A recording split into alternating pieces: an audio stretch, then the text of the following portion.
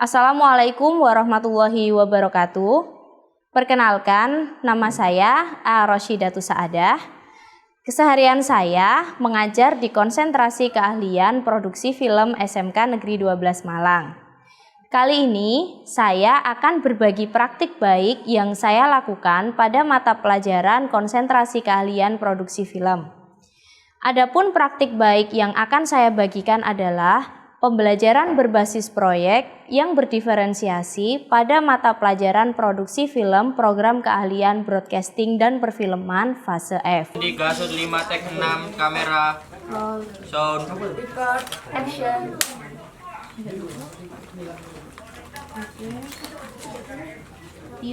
Produksi film adalah proses kreatif untuk membuat film dari awal hingga akhir, di mana melibatkan beberapa tahapan seperti praproduksi, produksi, dan pasca produksi. Produksi film juga merupakan proses yang kompleks dan melibatkan berbagai tim serta aspek teknis. Untuk itu, peserta didik perlu memahami bagaimana semua elemen ini berinteraksi satu sama lain dalam konteks proyek film yang sebenarnya. Ya, nopal cekak putih. tek 7 shot 4 tek 4 kamera Roll, sound action.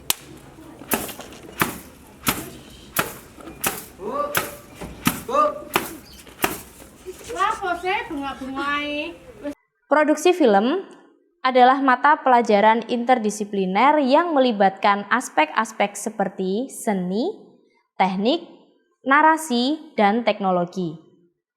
Peserta didik dalam kelas produksi film juga memiliki tingkat kemampuan yang sangat beragam dalam aspek seperti penulisan naskah, pengambilan gambar, penyuntingan, atau pemahaman tentang konsep-konsep dasar produksi film.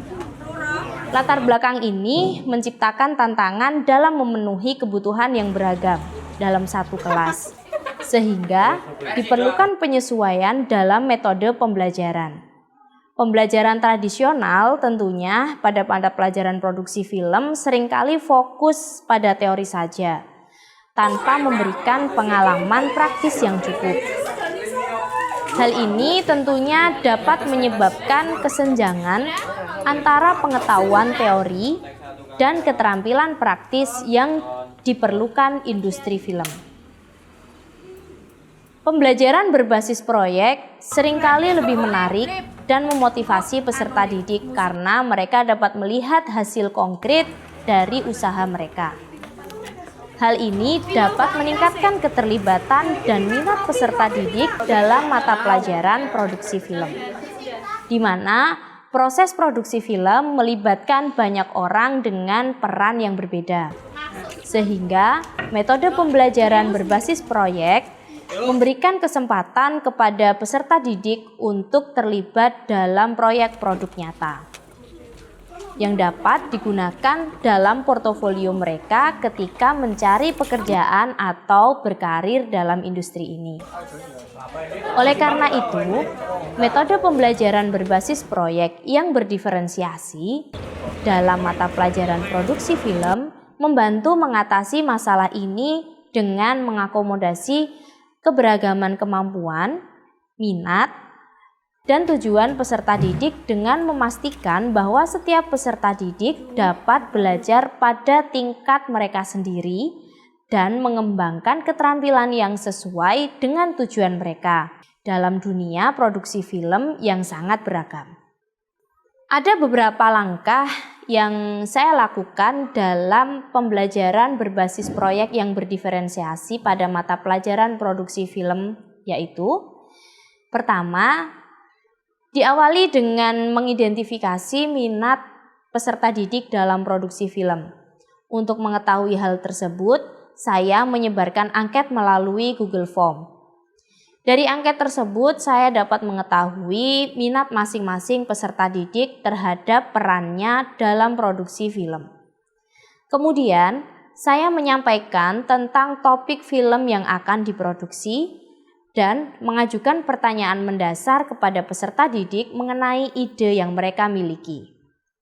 Lalu, saya membagi peserta didik ke dalam beberapa kelompok sesuai dengan tahapan produksi film berdasarkan minat, kemampuan, atau pengalaman mereka. Misalnya, kelompok produserial, penyutradaraan, kamera, sound, artistik, dan editing sesuai dengan departemen yang ada dalam produksi film. Untuk mendukung kebutuhan masing-masing kelompok tersebut, saya telah menyediakan berbagai macam bahan ajar pada LMS sekolah yang dapat diakses dengan mudah oleh peserta didik. Selanjutnya, saya menentukan tugas dan proyek yang sesuai dengan masing-masing kelompok. Contohnya seperti proyek penulisan naskah, proyek produksi film fiksi, proyek perekaman suara, dan proyek penyuntingan film. Sedangkan peserta didik berdiskusi dan menyusun rencana pembuatan proyek meliputi pembagian tugas, persiapan alat, bahan, media, dan sumber yang dibutuhkan. Saya dan peserta didik juga membuat kesepakatan tentang jadwal pembuatan proyek berupa tahapan-tahapannya dan deadline pengumpulannya. Tentunya, tahapan-tahapan ini kita sesuaikan dengan tahapan produksi film, yaitu praproduksi, produksi, dan pasca produksi. Peran saya sebagai guru di sini adalah produser film dan fasilitator bagi peserta didik. Sebagai produser, saya bertanggung jawab penuh pada setiap tahapan produksi film, mulai dari tahap praproduksi, produksi, dan pasca produksi. Sedangkan sebagai fasilitator, saya memantau keaktifan peserta didik dan memberikan bimbingan yang sesuai dengan masing-masing kelompok peserta didik. Kak, di film ini jadi apa sih, Kak? Jadi sutradara. Kalau kamu, Kak? Kamera. Kalau kamu, Kak? Kak, di film ini jadi apa sih, Kak? Kigrip. Di film ini jadi apa sih, Kak? Facilitator. Kak, jadi apa sih, Kak, di film ini, Kak? Sound recording. Kalau kamu, Kak? Jadi sound director. Kamu, Kak? Moderator. Kamu, Kak? Script time sound. Setelah seluruh proses selesai, saya selalu melakukan evaluasi kinerja peserta didik berdasarkan proyek yang mereka kerjakan dan meminta peserta didik untuk melakukan refleksi dengan merenungkan pengalaman pembelajaran mereka.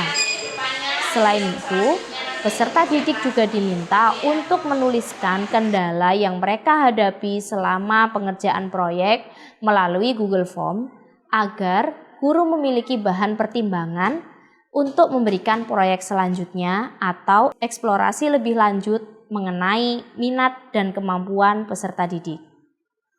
Hasilnya, peserta didik akan memiliki pemahaman yang lebih mendalam tentang konsep-konsep produksi film. Kak, di film ini jadi apa sih, Kak? Aku jadi art director. Kalau kamu, Kak? Ada setting. Selain itu, peserta didik akan memiliki pengalaman dalam bekerja tim, belajar bagaimana berkomunikasi, dan menghargai pendapat orang lain. Keterampilan tersebut akan berguna dalam berbagai aspek kehidupan, termasuk dalam dunia industri film. Peserta didik juga akan menjadi lebih mandiri dalam belajar, merencanakan tugas, dan mengambil tanggung jawab atas proyek mereka. Demikian mengenai praktik baik tentang pembelajaran berbasis proyek yang berdiferensiasi yang telah saya lakukan.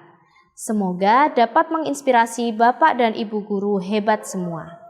Terima kasih atas perhatiannya. Wassalamualaikum warahmatullahi wabarakatuh.